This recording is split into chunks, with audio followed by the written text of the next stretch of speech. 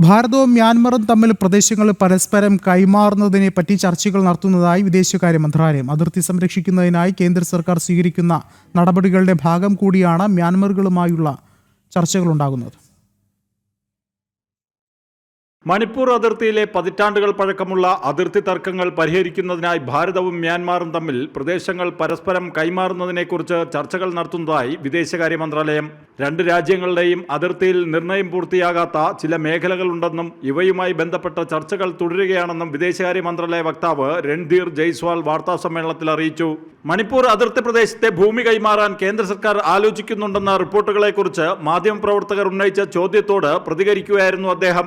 India-Myanmar border issues. There are certain areas on the border between the two countries which are still to be settled, and discussions on those particular sectors are going on between the two sides. അതിർത്തി നിർണയം വേഗത്തിലാക്കി വേലികെട്ടി അടയ്ക്കുക എന്ന ലക്ഷ്യത്തോടെയാണ് കേന്ദ്ര സർക്കാരിന്റെ നീക്കം. അനധികൃത കുടിയേറ്റം, വടക്ക് കിഴക്കൻ തീവ്രവാദി ഗ്രൂപ്പുകളുടെ കടന്നുകയറ്റം, ലഹരിക്കടത്ത്, മറ്റ് അതിർത്തി കടന്നുള്ള കുറ്റകൃത്യങ്ങൾ എന്നിവ തടയുന്നതിനായാണ് അതിർത്തി വേലി നിർമ്മിക്കുന്നത്. 2024 അതിർത്തി പൂർണ്ണമായി വേലികെട്ടി സംരക്ഷിക്കുമെന്നും അതിർത്തി ഗ്രാമങ്ങളിലെ ജനങ്ങൾക്ക് വിസയില്ലാതെ യാത്രാനുമതി നൽകിയിരുന്ന ഫ്രീ മൂവ്മെന്റ് റെജിം റദ്ദാക്കുമെന്നും ഭാരതം വ്യക്തമാക്കിയിരുന്നു. ജനം, ഡൽഹി.